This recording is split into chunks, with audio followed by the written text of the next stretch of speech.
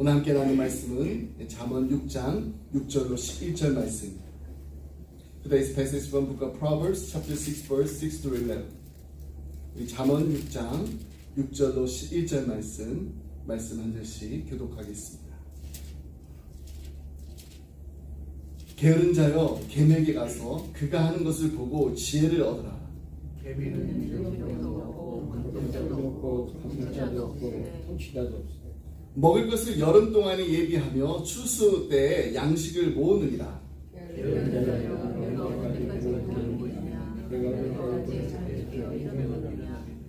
좀 더 자자, 좀 더 졸자, 손을 모으고 좀 더 누워있자 하면 내 빈궁이 강도같이 오며 내 궁핍이 군사같이 이르리라. 아멘. 가정의 달 맞이해서 온 가족이 우리 함께 잠언 말씀 묵상하고 있습니다. 슬기로운 신앙생활 주제로 매주 말씀을 나누고 있는데요.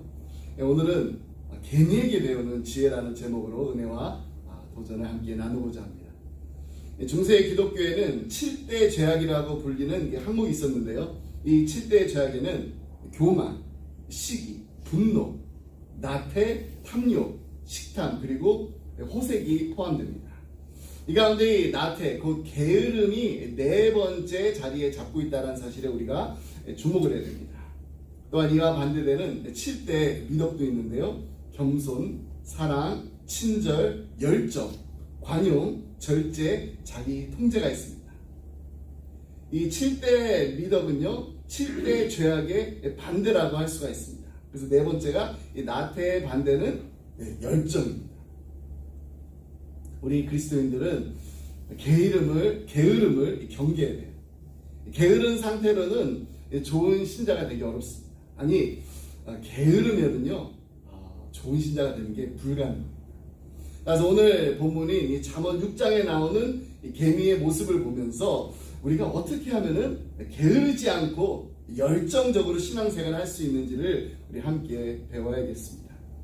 첫 번째로 우리는요, 개미처럼 스스로 일을 해야 됩니다. 개미에게 배워야 할 그 덕목을 하나 꼽으러 간다면 많은 사람들이 주저없이 근면이라고, 성실이라고 말할 것입니다. 근면이라는 것은요, 매우 부지런히 힘쓰는 것을 의미합니다. 그리고 성실이라는 것은 아주 정성스럽게 참되게 또 거짓이 없는 그런 태도를 뜻하는 것입니다. 그러니까 이러한 근면 그리고 성실은 누가 시키거나 지켜보기 때문에 하는 게 아니라는 거예요. 누가 보든지 보지 않든지 변함없이 성심껏 일하는 태도를 말하는 것입니다. 이것이 바로 개미의 모습이에요. 잠언 6장 6절과 7절 말씀을 다시 함께 보겠습니다. 게으른 자여 개미에게 가서 그가 하는 것을 보고 지혜를 얻으라. 개미는 두령도 없고 감독자도 없고 통치자도 없으되. 개미는요, 누가 시켜서 일하지 않는다라는 거예요. 누군가가 지켜보기 때문에 그냥 억지로 일하는 거가 아니라는 겁니다. 스스로 해야 할 일을 알고 또 그것을 당연하게 그리고 기쁘게 행한다는 것입니다. 반면에 여러분, 노예는요, 어떻게 일하나요? 억지로 일합니다. 누가 시키지 않으면요, 하지 않습니다. 마지 못해서 일을 하고 있다면 그것은 노예와 다를 바가 없습니다. 누가 사장이고 누가 종업원인지를 알려면은 그 일하는 모습을 보면 알 수가 있다라고 합니다. 무슨 일을 하든지 스스로 하는 사람은 사장입니다. 근데 시키니까 억지로 하는 사람은 종업원입니다. 하지만 같은 일을 하더라도요, 자발적으로 스스로 일하는 사람은 비록 종업원일지라 하더라도 그 마음은 이미 사장이라는 거예요. 그런 사람은 언젠가는 정말 진짜 사장이 될 가능성이 있는 사람입니다. 이런 태도를 우리가 오너십이라고 말합니다. 오너십이라는 것은요, 주인의식을 뜻합니다. 물론 나는 이 회사의 사장이 지금 아니라고 말할 수도 있고 생각할 수도 있습니다. 그러나 적어도 내가 맡은 일에 대해서만큼은 내가 이 일의 주인이다, 이 마음을 가지고 일한다면은 분명히 더 열심히 열정적으로 일할 수 있습니다. 세계적인 기업 애플의 그 DRI라는 그 용어가 있다라고 예전에 말씀드린 적이 있어요. DRI, Directly Responsible Individual의 약자입니다. 한국어로 번역하면은요, 직접 책임자라는 뜻입니다. 어떤 프로젝트가 있는데 그 프로젝트에 문제가 생겼을 때 최종적으로 책임지는 사람을 DRI라고 해요. 그래서 애플에서는 아무리 작은 업무라고 할지라도 모든 일에 해당하는 그 업무에 DRI가 명확하게 정해져 있습니다.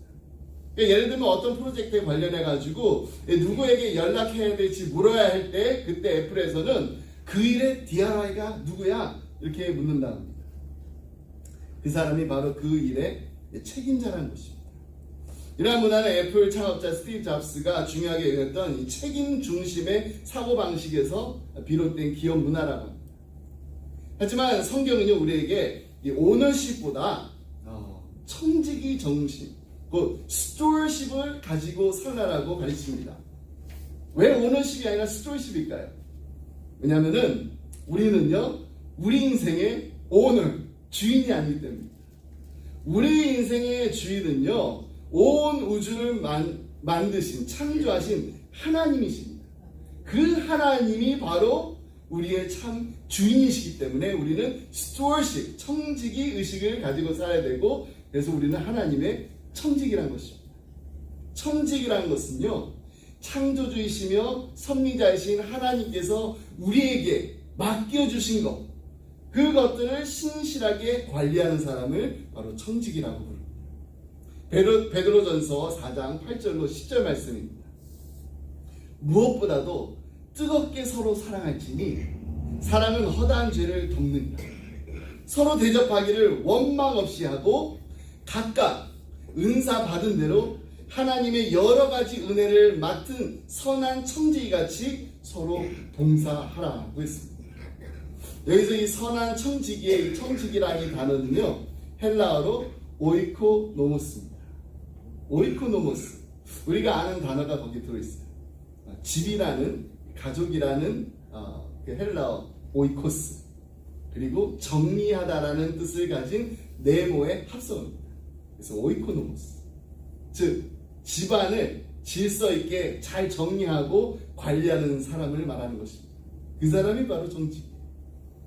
또 은사라는 그 단어의 헬라어 원어는요, 카리스마입니다. 저 사람 카리스마 있어 그런 말 하잖아요. 근데 이 단어의 어근은요, 카라예요. 카라의 뜻은요, 바로 기쁨입니다. 은사, 기쁨. 어떤 연관이 있을까요? 우리가 정말로 자신에 맞는 그 은사에 맞는 일을 할 때 그 안에서 참 기쁨을 누릴 수가 있다는 것입니다. 여러분, 종은 울리기 위해서 존재하고 노래는 부르기 위해서 존재라는 말 들어보셨나요? 그렇다면 은사는 무엇을 위해서 존재하는 것일까요? 그것은 바로 섬김. 이 섬김의 사역을 위해서 존재하는 것이 바로 은사입니다. 그렇습니다. 우리는요, 물질뿐만 아니라 우리의 시간과 우리의 재능과 우리의 소유, 우리 삶의 모든 영역에서 하나님의 선한 청지기로 살아야 됩니다. 하나님께서 우리에게 맡겨주신 그 모든 것들을 통해서 서로를 섬기면서 살아야 된다는 것입니다. 나 같은 죄인을 살리신 주, 나 같은 죄인을 구원해 주신 것만 해도 너무너무 감사한데 거기서 그치는 것이 아니라 우리를 하나님께서 하나님의 일꾼으로 부르셨다는 게 이게 얼마나 놀라운 축복인가요? 하나님의 나라를 위해 살아간다는 것, 이것이 얼마나 복된 일입니다. 우리가 그 사실을 정말 깨달았다면 이제 우리는요, 시켜서가 아니라 기쁨으로 자원하는 마음으로 스스로 일할 수가 있습니다. 덴마크 격언에 이런 말이 있다는 거 여러분 이제 기억하실 거예요. What you are is God's gift to you. What you become is your gift to God. 하나님 우리에게 주신 모든 것들이 다 선물입니다. 그리고 우리가 그 하나님께 주신 그 모든 것들을 가지고서 하나님을 기쁘시게 하는 일을 할 때 그 삶이 바로 우리가 하나님께 드리는 참된 선물이 되는 것입니다. 오늘 나에게 은사가 있다면, 하나님께서 나에게 주신 재능과 달란트가 있다면, 시간이 있다면, 물질이 있다면 그 모든 것을 다 가지고 하나님을 섬기고 하나님을 기쁘시게 하는 삶을 사시기 바랍니다. 그것이 바로 선한 청지기의 삶입니다. 여러분, 개미처럼 누가 이렇게 시켜서 일하는 것이 아니라 자신의 정말 역할을 알고 자발적으로 맡은 일을 충실히 감당하는 지혜로운 청지기들이 다 되시기 바랍니다. 우리가 정말 자발적으로 할 때 그 안에 진정한 기쁨이 있고 또 열정이 있습니다. 그렇게 할 때 우리의 믿음도 계속해서 자랄 수가 있습니다. 하나님께서 우리에게 맡겨주신 그 모든 것을 다해서 하나님이 기뻐하시는 일에 힘쓰는 우리 기쁨의 교회, 그리고 기쁨의 가정, 우리 기쁨의 자녀들이 다 되시기를 주님의 이름으로 축복합니다. 아멘. 두 번째로 우리는 개미처럼 이 미래를 준비해야 됩니다. 잠언 6장 8절 말씀을 보면은 개미는 먹을 것을 여름 동안에 예비하며 추수할 때 양식을 모으니라 라고 말씀합니다. 즉 일을 할 수 있을 때 열심히 일한다는 것입니다. 개미는요, 먹이가 이렇게 풍부할 때 열심히 모아가지고 그것을 저장을 해요. 일개미들이 수집하는 풀이나 그 씨앗의 그 종류가 무려 18가지나 된다고 합니다. 개미는 장마철이나 눈 오는 겨울, 그리고 양식이 부족할 때는 그것을 이제 준비했던 것을 가지고 이제 먹고 사는 거예요. 그것을 위해서 부지런히 준비하는데, 여러분, 우리가 잘 아는 그 이솝과 그 개미와 배짱이 그 이야기에도 그런 교훈이 담겨져 있습니다. 개미가 이 무더운 여름에 쉬지 않고 겨울을 대비해서 부지런히 일을 했습니다. 근데 누구는 일하지 않았나요? 네, 배짱이. 배짱이는 일하지 않고 매일 노래만 부르며 지냈습니다. 겨울이 됐습니다. 배짱이는 이제 먹을 것이 없어가지고 개미에게 밥을 구걸하게 됩니다. 어릴 적에 우리가 들은 이 이야기를 통해서 개미처럼 우리도 근면하고 성실하게 살아야 한다. 배짱이처럼 게으르게 살아서는 안 된다. 이렇게 교훈을 배웠어요. 근데 요즘은 이 이야기가 다르게 해석되기도 합니다. 이어령 박사님이 쓰신 그 책에 그 젊음의 탄생이라는 책이 있거든요. 거기에 그 개미와 배짱이의 21세기판 해석이 소개됩니다. 먼저 일본판이에요. 배짱이가 겨울에 개미의 집에 그 문을 이렇게 두드렸어요. 근데 아무 소리도 들리지 않았습니다. 그래서 문을 이렇게 열고 들어가 보니까 개미가 여름 내내 너무 열심히 일해가지고 과도하게 일한 탓에 과로로 죽어 있었던 것입니다. 러시아판 이 개미 이야기도 있습니다. 러시아판에서는 개미가 이렇게 말합니다. 문을 두드리고, 동지여, 어서 오십시오. 우리는 형제이니 함께 나눠 먹읍시다. 그런데 이 겨울 동안 정말 열심히 함께 나눠 먹었는데 겨울이 지나고 봄이 왔을 때 그들이 또 함께 굶어 죽었다고 합니다. 근데 미국판에서는요, 배짱이가 문을 두드립니다. 두드리자 개미가 말합니다. 굉장히 이 아메리칸 스타일이에요. 야, 내가 열심히 모아서 일했는데 그 모은 몫이고 왜 너랑 나눠야 해? 그래가지고 배짱이가 빈손으로 돌아갑니다. 그래서 이 빈손으로 돌아가는데 마음이 슬프잖아요. 그래서 이 슬픔을 노래로 부르는데 지나가던 음반 제작자가 그 노래를 듣고, 야, 이 노래 정말 대박이다. 그래서 음반을 내줬다고 그래요. 그래서 그 노래가 데이트를 치고 배짱이가 부자가 되었습니다. 근데 반면에 개미는요, 너무 열심히 일해가지고 허리에 디스크가 걸려가지고 병원비로 전 재산을 다 쓰고 빈털터리가 되었다는 좀 슬픈 이야기예요. 자, 이어령 박사님이 이야기를 이제 다 하고 나서 이렇게 결론 내립니다. 사회 구조와 가치관이 바뀌면서 동화를 해석하는 것도 달라지고 있다. 여러분, 지금 우리가 살고 있는 시대는요, 성실을 강조하는 그런 전통적인 그 개미의 가치관과 놀이와 또 창의성을 중시하는 이 배짱이의 그 가치관이 대립되고 있는 그런 시대에 우리가 살고 있습니다. 그러나 교훈은 여전히 분명합니다. 부지런히 일을 해야 한다. 그래야 미래가 있다. 게으른 자에게는 미래가 없다. 여러분, 이것은 변할 수 없는 사실입니다. 근데 이것이 우리 신앙생활에도 마찬가지입니다. 믿음의 사람들에게는요, 준비해야 될 미래가 있다라는 것. 준비해야 될 미래가 무엇인가요? 바로 영원한 천국입니다. 우리가 이 땅에 살면서 날마다 천국을 바라보면서 믿음 생활을 잘하는 사람이 바로 지혜로운 사람입니다. 내일이 어딨어? 이렇게 하면서 오늘만 그냥 흥청망청 기쁘게 즐기다가 죽는 그런 하루살이 같은 인생을 살아서는 안 된다는 것입니다. 내세가 어디 있어 하면서 육신의 쾌락만 추구하면서 사는 사람은 훗날 슬피 울면서 이를 갈게 될 것이라고 예수님께서 분명히 경고하셨습니다. 우리가 예수님을 잘 믿는 것이 영원한 미래를 대비하는 가장 확실한 준비라는 사실을 기억하시기 바랍니다. 노아는요, 하나님의 말씀을 듣고서요, 방주를 지었기 때문에 홍수 심판 때 가족과 함께 구원을 받았습니다. 그러나 소돔과 고모라 심판을 받을 때 이 롯의 사이들은요, 하나님의 경고를 듣고서도 그걸 그냥 농담을 여기고 준비하지 않다가 멸망당하고 말았습니다. 남들이 놀 때 일하는 거 어떻게 보면 또 손해처럼 보일 수도 있습니다. 근데 절대로 그렇지가 않아요. 요셉은 어땠습니까? 풍년 때 흉년을 대비해서 식량을 준비했기 때문에 왕의 신임을 얻을 수가 있었습니다. 그가 총리가 되고 나서 부모와 형제도 다시 만났을 때 정말 그들에게 풍성히 베풀 수가 있었습니다. 훗날 그가 믿음의 조상이 되었어요. 전도서 3장 1절에서 이렇게 분명히 우리에게 말하고 있습니다.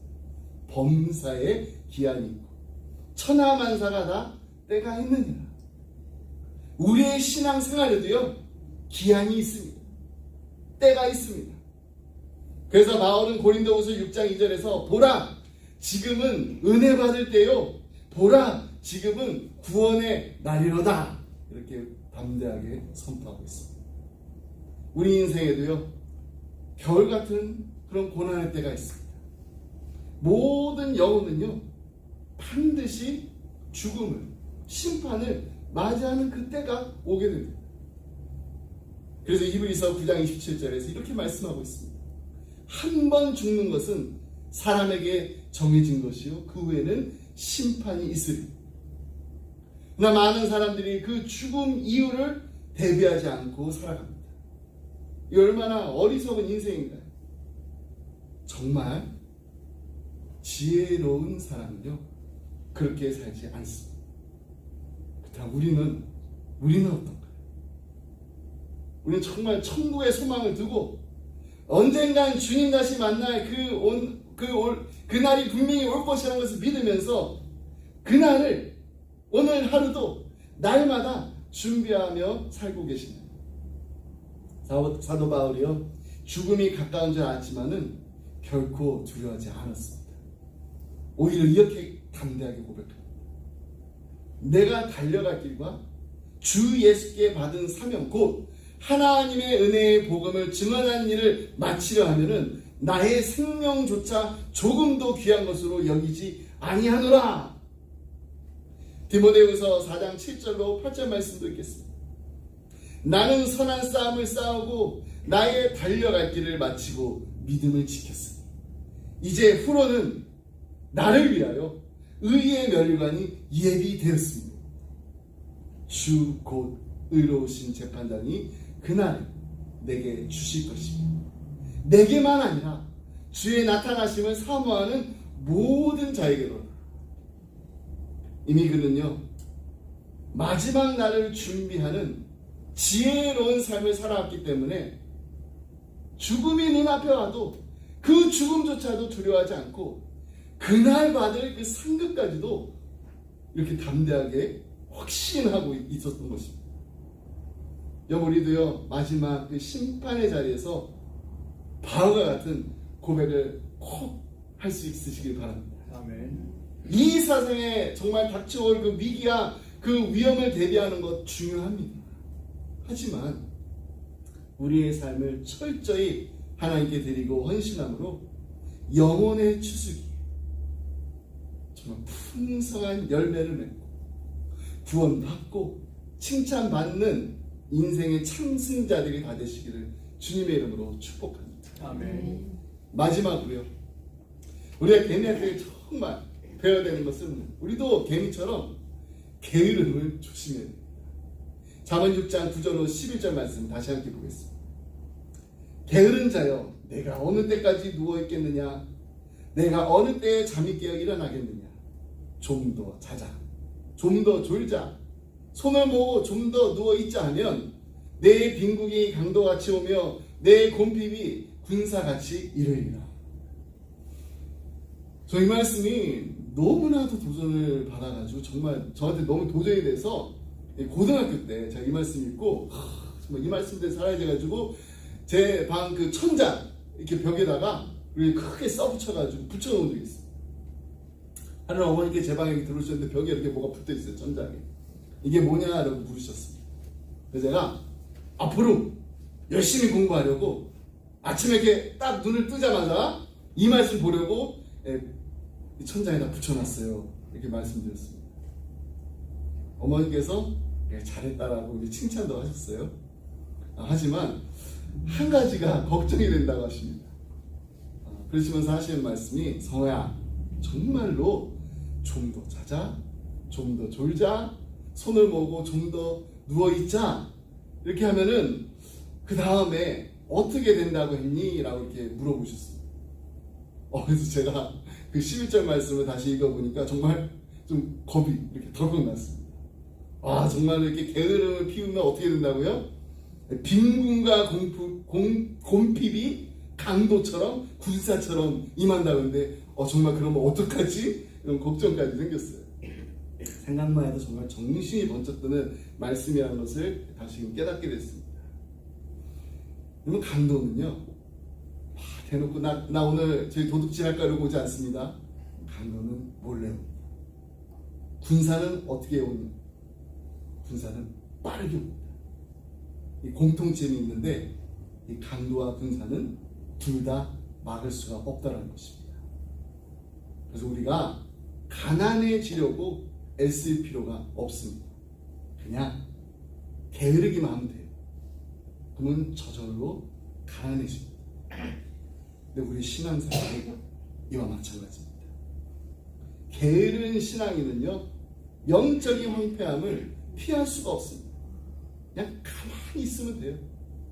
기도하지 않고 훈련받지 않고 맡은 일에 최선을 다하지 않고 그렇게 되면은 우리의 영적인 삶에도 빈궁함이 찾아올 수밖에 없습니다. 여러분 그렇다면 게으름은 무엇을 말하나요? 근데 게으름에 대한 이 오해가 참 많이 있습니다. 뭔가 우리가 이렇게 부지런히 움직이고 바쁘게 하기만 하면은 게으르지 않다라고 부지런하다고 말할 수 있을까요? 그렇지 않습니다. 김남준 목사님의 책에 보면 이 게으름이라는 책이 있습니다. 이 게으른 사람에 대해서 이렇게 정의합니다. 성경이 지적하는 게으른 사람은 그들뿐 아니라 매일매일 바쁘게 살지만 그저 정해진 자신의 일과 속에서 생각 없이 습관적으로 살고 있는 사람들까지도 포함됩니다. 생각해 보십시오. 돌적이에 의해서 문틀에 단단히 붙들린 문도 가만히 있지 않고 쉴 새 없이 열렸다 닫혔다를 반복합니다. 돌적이 문에 이렇게 있으면 문이 이렇게 닫혔다 열렸다 하잖아요. 그때마다 문은 돌적이를 따라서 돕니다. 그러나 아무런 변화도 없습니다. 그냥 반복적으로 움직일 뿐입니다. 바쁘게 산다고 해서 모두 하나님 앞에 부지런한 것은 아닙니다. 자기가 무엇을 하고 있고 왜 그것을 하고 있으며 그것을 통해서 하나님께서 어떻게 영광을 받으시는지 모르면서 분주하게 사는 것은 문이 돌적이를 따라 단지 바쁘게 도는 것과 같은 삶일 뿐입니다. 육체적으로 볼 때는 게으른 삶은 아니지만은 그의 내면의 영적 세계는 하루 종일 침상을 구르는 사람보다 크게 나을 것이 없습니다. 자신의 영혼에 참된 변화가 없는 것에 대한 정직한 고뇌, 변화되지 않는 자신을 향한 진지한 염려와 경건한 근심, 진리를 알고자 하는 실천적인 열심, 그것을 도우시는 하나님의 은혜에 대한 사모함 없는 삶은 종교 생활이지 신앙 생활이 아닙니다. 돌적이를 따라서 문이 도는 것처럼 일정한 상태로 반복적으로 되풀이될 뿐 그 이상의 진전이 없는 사람들은 살아가는 것이 아니라 삶에 끌려다니는 것입니다. 살 수밖에 없는 생활의 여건이 그를 억지로 끌고 다니며 살게 하는 것입니다. 목표 없이 규칙적으로 일상적인 삶을 고단하게 되풀이하는 것은 우리의 영혼을 고사시키는 일입니다. 그렇습니다. 그냥 그저 우리가 그냥 빈둥빈둥 노는 거, 이거만 우리가 게으르다 생각하는데 그게 아니라는 거예요. 분명하고 올바른 목표 없이 그냥 다람쥐, 쳇바퀴 돌듯 계속해서 일과만 반복해서 사는 사람, 아니 바쁘게 살아가는 사람도 하나님의 영광에 대한 어떤 그런 갈망이 없다면은 그 사람은 똑같이 게으른 사람이란 것입니다. 우리는요, 하나님 앞에서 바르게 살면은 이 몸부림 없이도요, 그냥 겉으로 번지르르하게, 그냥 괜찮, 원만하게 신앙생활을 하려는 것처럼 우리가 보일 수도 있지만은 실제로는 하나님을 향한 그 열망이 식어버리고 무덤덤한 마음으로 살아가고 있을 수도 있다는 것입니다. 그렇다면 우리는 어떻게 좀 더 자자, 좀 더 졸자, 손을 모으고 좀 더 눕자 이렇게 하지 않고 어떻게 하면 좀 더 하자, 좀 더 가자, 손을 모으고 좀 더 기도하자 이러면서 부지런하게 신앙생활을 우리 할 수 있을까요?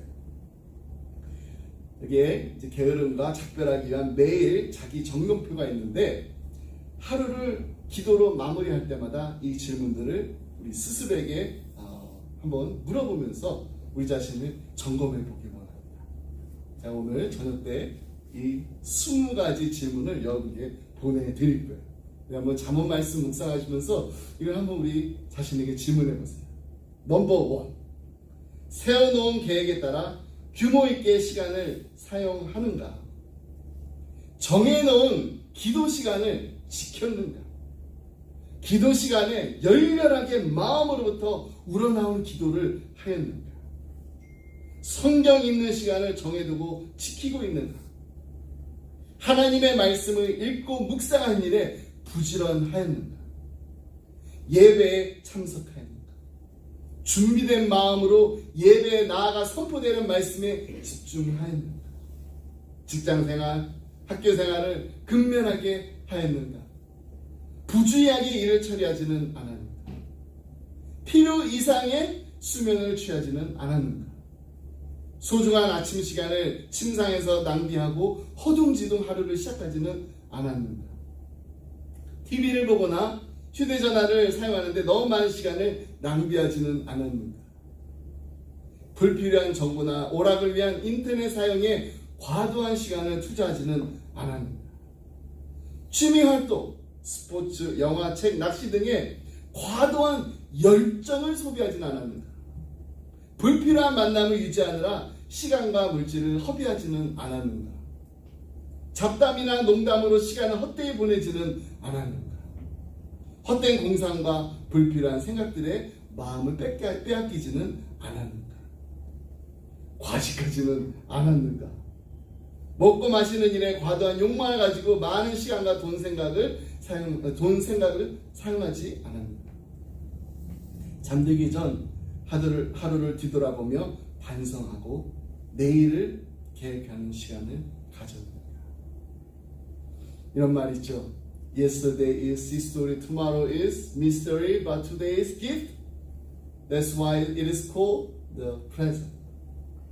어제는 역사고 내일은 신비로움이며 오늘은 선물입니다. 그래서 우리는 오늘을 present, 선물이라고 부릅니다. 그렇습니다.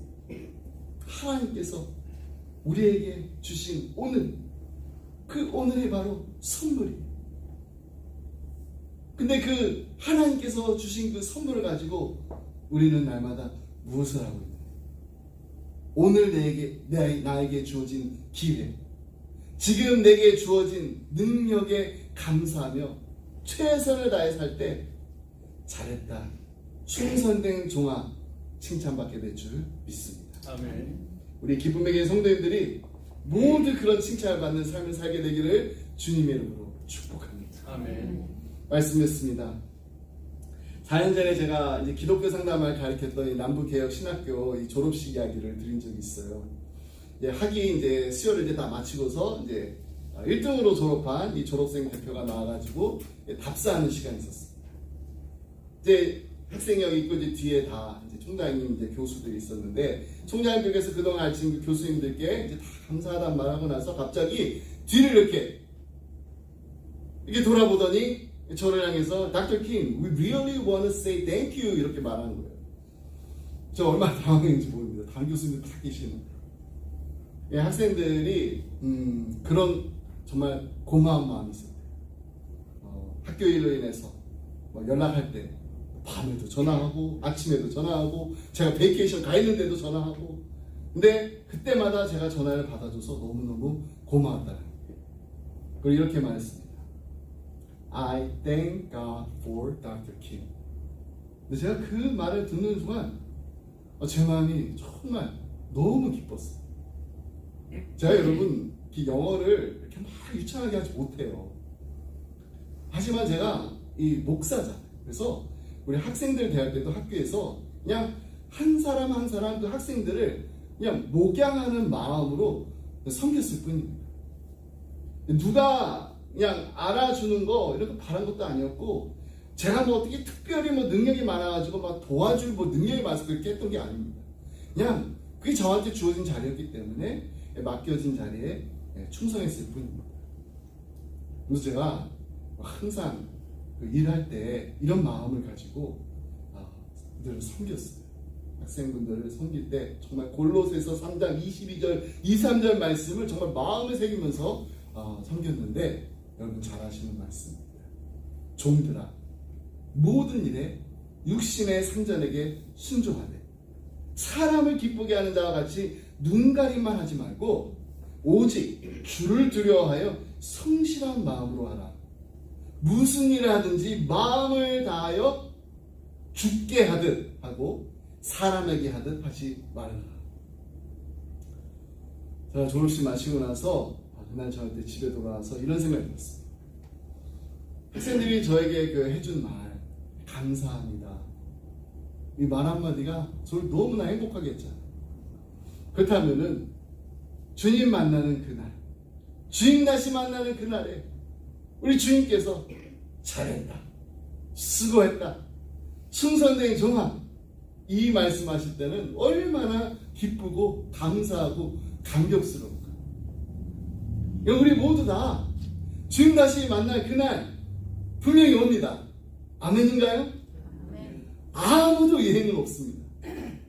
그때 우리 모두가 다 주님께서 잘했다, 충성된 정아 이렇게 칭찬해 주시면 정말 부지런한 종, 성실한 종, 맡은 일에 충성하는 종들이 다 되시기를 주님의 이름으로 축복합니다. 아멘. 기도하겠습니다. 하나님 아버지 감사합니다. 부지런한 계미를 통해 우리 자신을 돌아보게 하시고 하나님이 기뻐하시는 삶이 어떤 삶인지 다시금 깨닫게 하시니 감사합니다. 자원하는 마음으로 기쁜 마음으로 하나님께서 우리에게 맡기신 일들에 충성하여 잘했다, 착하고 충성된 종아 칭찬 듣는 우리 기쁨의 가정들이 되게 하여 주옵소서. 아멘. 오늘도 천국의 소망을 두고 주님 다시 만날 그날을 준비하며 살아가게 하시고 이제 내가 육체 가운데 사는 것은 나를 사랑하사 나를 위하여 자기 몸을 버리신 하나님의 아들을 믿는 믿음 안에서 사는 것이라 고백하며 살게 하여 주옵소서. 아멘. 주님과 날마다 동행하는 기쁨이 충만하게 하시고 하루의 시작을 주님께 드리며 주님과 교제하는 시간이 우리의 가장 큰 기쁨이 되게 하여 주옵소서. 아멘. 우리의 삶을 온전히 하나님께 드리고 헌신함으로 영혼의 추수기에 풍성한 열매를 맺게 하시며 하나님께 기쁨 드리는 부지런한 종, 지혜로운 종들이 되게 하여 주옵소서. 아멘. 특별히 우리의 자녀들이 이 시대의 게으름과 영적 무감각에 물들리지 않게 하여 주옵소서. 아멘. 하나님의 말씀에 귀 기울이며 부지런하고 진실하게 믿음의 길을 걸어가게 하여 주옵소서. 아멘. 학교에서나 가정에서나 교회에서나 삶의 모든 자리에서 하나님께 영광 돌리는 자녀들이 되게 하여 주옵소서. 아멘. 하나님께서 이들에게 주신 은사를 따라 부지런히 훈련하고 성장하게 하시며 미래를 준비하는 지혜로운 인생 살게 하여 주옵소서. 아멘. 이 한 주간도 하나님 우리 모두에게 주신 시간과 물질과 은사와 재능으로 우리의 사랑하는 이웃을 섬기며 살아가게 하여 주옵소서. 아멘. 우리의 삶이 온전히 주님의 손에 붙들려 살아가는 우리 기쁨의 교회, 우리 기쁨의 가정이 되게 하여 주옵소서. 아멘. 이 모든 말씀 예수의 이름으로 기도드립니다. 아멘. 아멘.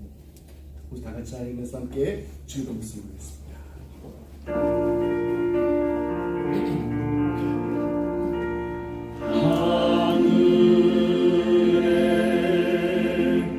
대신 아버지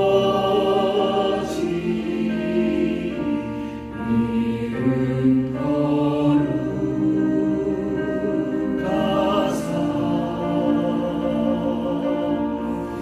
주님 나라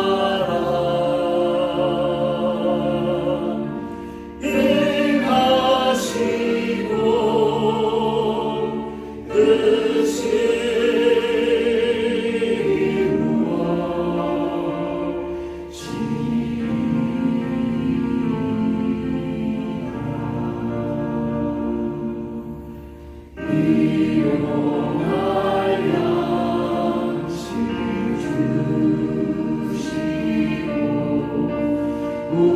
우리들의 근죄 다 용서하옵시고 또 시험에 들게 하시고 악에서 구원하소서.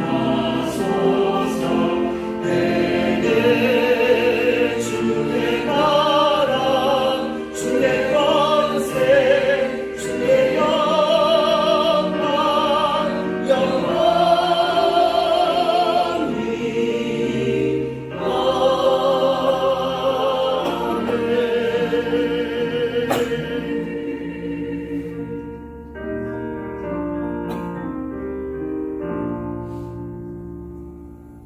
이제는 우리 주 예수 그리스도의 은혜와 하나님 아버지의 그 크신 사랑과 성령님의 감동감화 교통하심 하나님, 이제 우리 모두가 계명에서 배우는 지혜를 따라 하나님이 허락하신 오늘을 성실하게 살아가게 하시고 아멘. 다가올 내일을 믿음으로 준비하게 하여 주옵소서. 아멘. 주어진 자리에서 맡겨진 일에 충성하여 잘했다 충성된 종아 주님의 칭찬을 받는 인생을 살게 하여 주옵소서. 아멘. 간절한 마음 기도하며 주님만 바라보며 주님만 의지하는 사랑하는 성도님들과 가정과 생업에 그리고 주님의 몸된 교회에 지금부터 영원토록 함께 하시길 간절히 축원하옵나이다. 아멘. 아멘.